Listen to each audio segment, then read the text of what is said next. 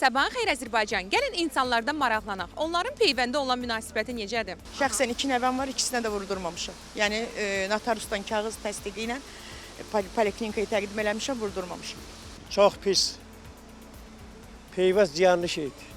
İndi heç deyə bilmərəm nə cürdür. Əvvəllər normal idi və hətta çox müsbət idi.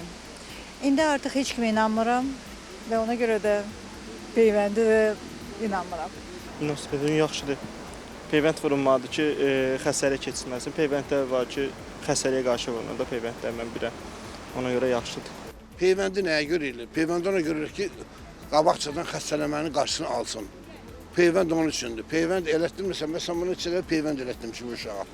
Peyvənd mütləq lazımdır ki, uşaq ola bilər, məsələn, yolxucu xəstəliklərdən, başqa xəstəliklərdən yolxa bilər.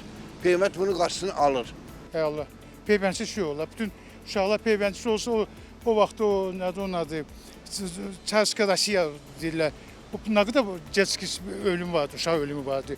İndi difteriyadır, məsəl üçün koklüşdür, salbnyakdır, polimilitdir, bütün vaksinalar var. O üçün ölüm azdır.